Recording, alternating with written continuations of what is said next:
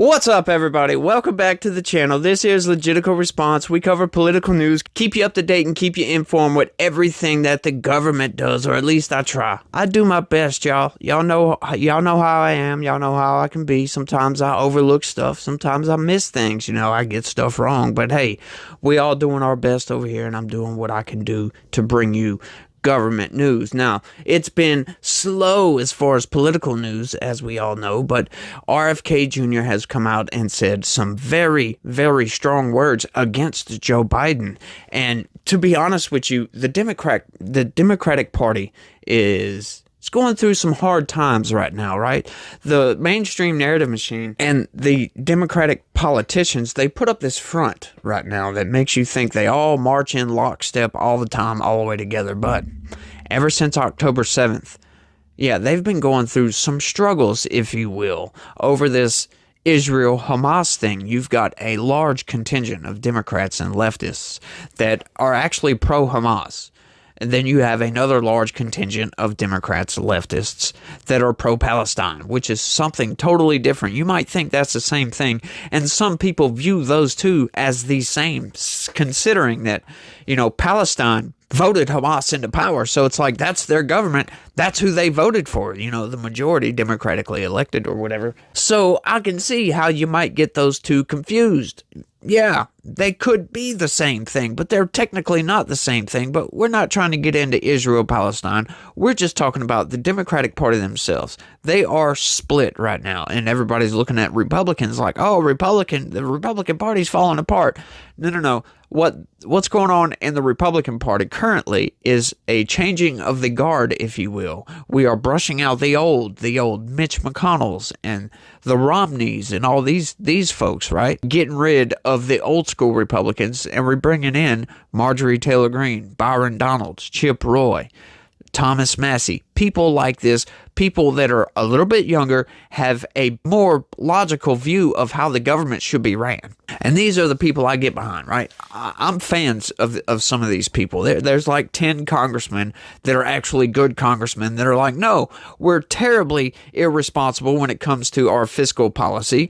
What are we doing? We're spending at $1.7 trillion deficit, and we can't have all of this. So, yeah, we got some Republicans. Now, for the most part, we still have a butt ton of rhinos in the Republican Party that make the Republican Party look terrible, to be honest with you. I've had that pointed out to me by somebody I love to argue with in the comments all the time. He's like, oh, Republicans are terrible. And I'm like, yes, I agree, Republicans are terrible, but we do have some good Republicans. However, I can't say the same thing about the Democrat Party. Look at Joe Biden, the most corrupt politician I think we've ever had. And I think with RFK Jr. in the race, the Democrat Party has some problems going on. The deep state has some issues too, because, that's the establishment machine, if you will. And, they're behind Joe Biden all the way, because Joe Biden's essentially a puppet. They just wheel him out there and tell him to do whatever, and he'll say whatever, whenever. Just like, come to find out, that whole Trans Day of Visibility statement that Joe Biden supposedly put out, he come out yesterday and said, no, I never made that statement. So he either forgot or he didn't do it, which is the most likely of the two. He most likely did not do that. Some left-wing activist that works for him put that statement out, I should say. It wasn't a tweet. But, making Joe Biden look bad because he's supposedly a Catholic, right? They're supposed to observe Easter as, a sacred tradition, because that's the resurrection of Jesus, for God's sake, literally. That's the resurrection of Jesus, and putting out that whole statement, a lot of Republicans came out, and I said it's stupid to attack them for this, but I understand why they did it. It's because Joe Biden is supposed to be a Catholic, but like I said, he's not. He's an evil person, I think, just because of all the corruption, all the stuff with Burisma and Hunter Biden and all this, enabling his son to enrich his family by selling his dad's name. Right? Like, name the crime Joe Biden has done. Okay, for everybody that's been asking me that down in the comment section. Yeah, that's the crime. Hunter Biden sold Joe Biden. and Joe Biden knew about it. Joe Biden assisted his son in getting a prosecutor fired that was investigating the company that Hunter Biden was looking for. So if that's not a conflict of interest or corruption, I don't know what is. And they benefited greatly, $5 million from that. Yeah, you can put the pieces together. Like I said, there is no smoking gun that shows that he was paying, but we all know what's going on. They got the money. The money was eventually shoveled into Joe Biden's personal account from Jim Biden. But enough of all that. Let's get into the story right quick. RFK Jr. argues that Biden is a bigger threat to democracy than Trump. Right, we've got the mainstream narrative machine yelling and screaming constantly. We've got Democratic congressmen out there yelling constantly. Oh, democracy's on the ballot, y'all. Trump is a threat to democracy. You're not going to have any more elections. He's going to be a dictator for life. He's never leaving office, according to Rachel Maddow, right? We've been hearing nothing but yanting, railing, gnashing of teeth constantly from the Democratic Party saying Trump is evil, orange man bad, we need to get rid of this guy. But is he really? Just go back and look at his tenure, if you will, as president of the United States. Yeah, our economy was slamming, y'all. Our economy was doing great. No new wars. I'm loving that. I hate war myself. He was trying to pull us out of Afghanistan. As a matter of fact, Joe Biden came in and screwed that to the high heavens, if you will. Yeah, we all know there's no excuse for Joe Biden doing what he did in Afghanistan. And I was yelling and screaming, look, impeachment for this, right? But it was the responsibility of several people. You know, Lloyd Austin is partly to blame for that. General Milley, all these other top generals that were actually giving out the orders, right? You could say, oh, well, it's not Joe Biden's fault. Well, it kind of is. He's the commander-in-chief. He sits on top of all that. So if something goes bad, yeah, shit falls up the ladder, if you will, or it should. But we got no accountability from that at all whatsoever. Just a bunch of right-wing pundits yelling and screaming about it. Nothing from the left. Absolutely nothing from the left. You got a little bit of criticism from like CNN and these places, but you know, MSDNC, they were just, yeah, everything was fine. Everything was just fine. Independent presidential candidate Robert F. Kennedy Jr. argued Monday that President Joe Biden is a greater threat to democracy than former President Donald Trump. His argument made on CNN's Aaron Burnett out front centered around being blocked on social media platforms during the Biden administration, which he labeled as an effort to censor political speech and undermine the First Amendment. Now, we learned about this when the Twitter files came out.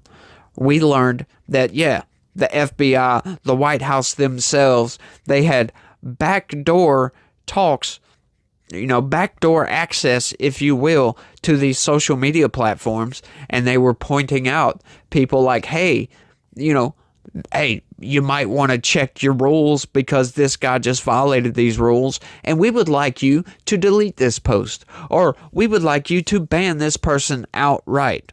We found out they were doing this and people were appalled. However, you know, the left and the mainstream narrative machine, oh no, they just totally ignored that and said everything's fine. They were fighting disinformation, right? Well, in this country, you have the right, if you want to lie, you have the right to lie, right? If your opinion just so happens to be wrong, which, hey, sometimes mine is too, you have the right to express that opinion however the hell you want to under the First Amendment. Freedom of expression, right?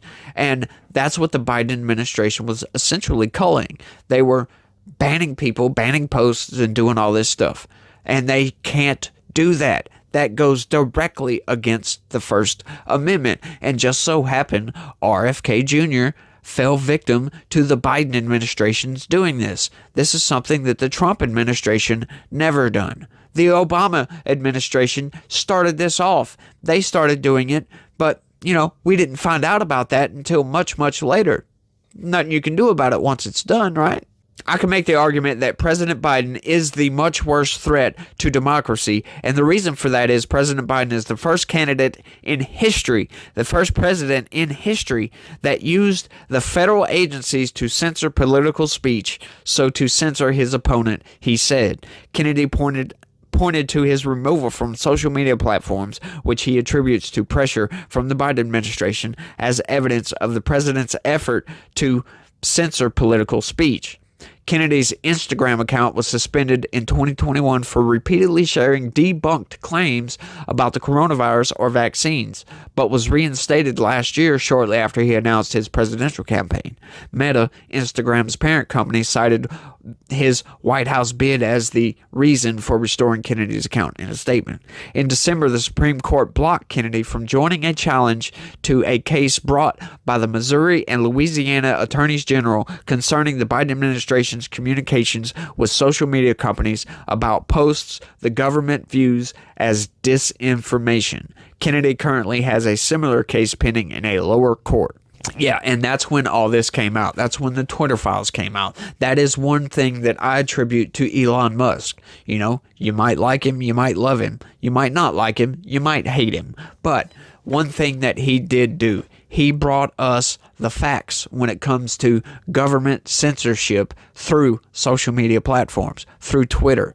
And when he done that, that opened the door for investigators like, you know, the Louisiana Attorney General and Missouri Attorney General to look into this a little bit further. Then we find out, yeah, Facebook's been doing this for years. Instagram does it because it's, you know, the same company. All these other social media platforms do it. They're all bad for doing this. YouTube is bad about it as well. We had the YouTube files come out. There was a whole, you know, congressional committee hearing about YouTube. You know, there was one for Twitter and all these other ones too. But let's keep going.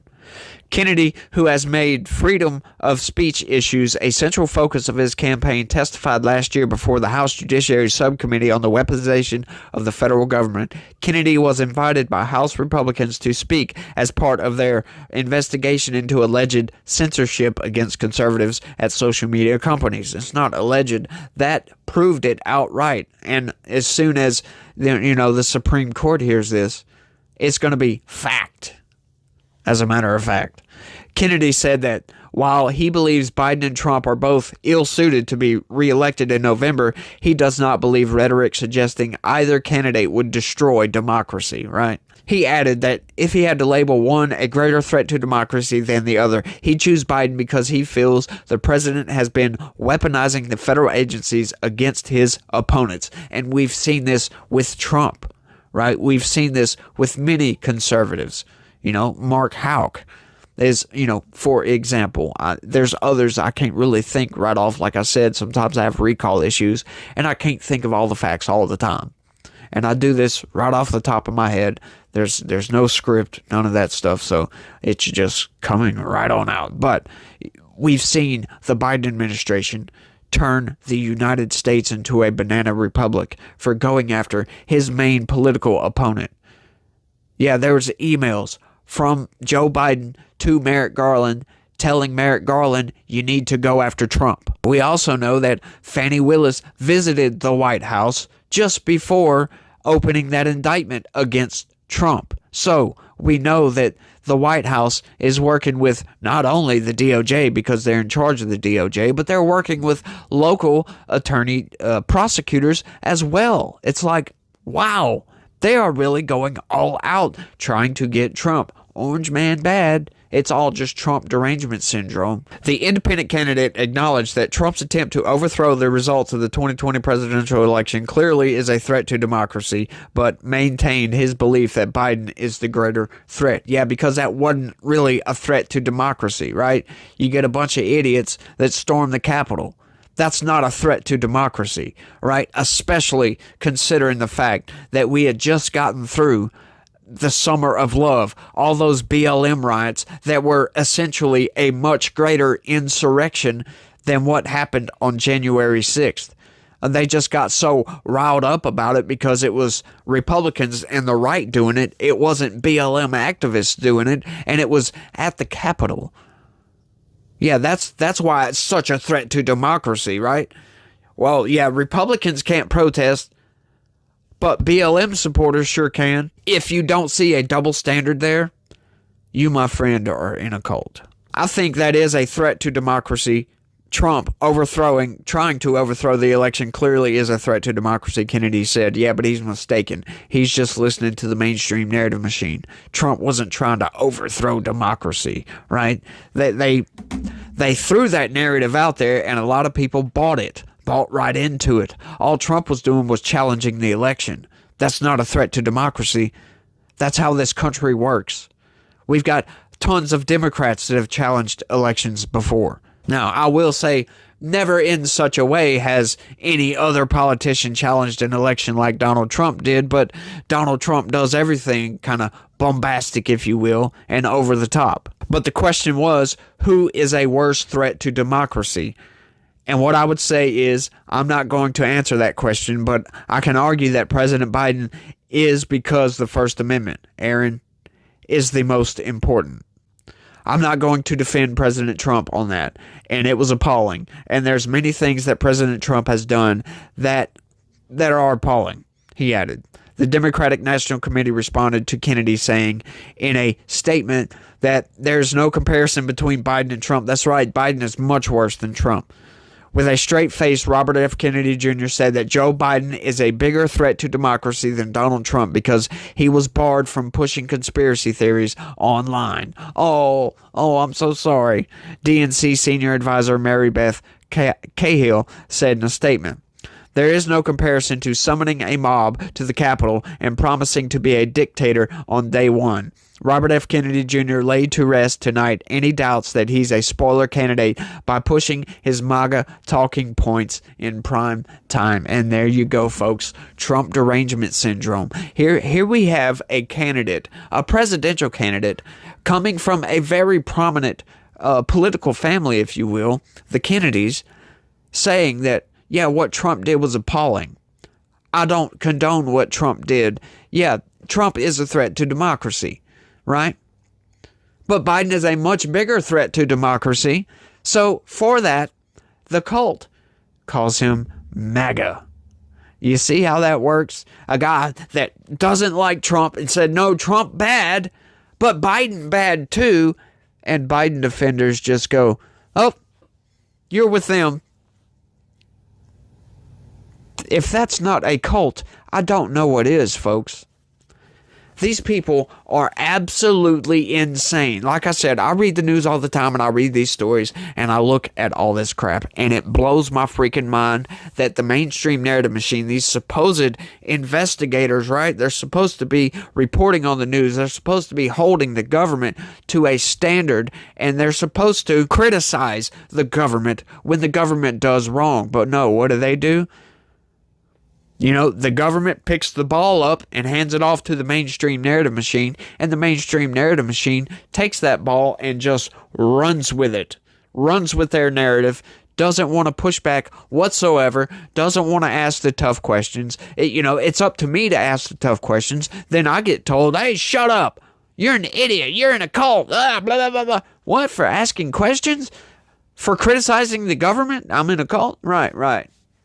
You go ahead and think that, but when you have a candidate that says, I don't like this person, but this person is a threat to democracy, and the people that are behind this person over here say that you're with the person you just said you hate, that's just blindly defending your leader without looking logically at a situation and seeing that, no, RFK Jr. doesn't like Trump, but he sees the flaws in Biden. These people, like I said, it's just insane. And you can't really argue logic with these people whatsoever because they just blindly follow whatever their orthodoxy is at the time. Because it changes, y'all. We all know that.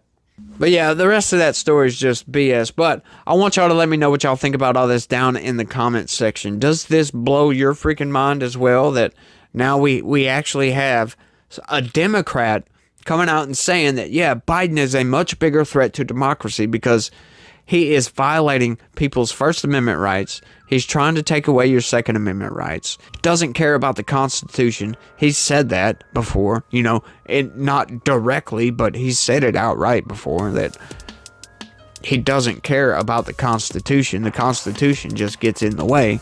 But it just blows my freaking mind that, these news organizations that are supposed to hold the government to account, bring some accountability. Like I said, ask the tough questions. They don't do it. They throw softball questions at the Democrats, and then they throw everything they can, including making up lies, making up fake dossiers, and all this stuff to throw the other candidate under the bus.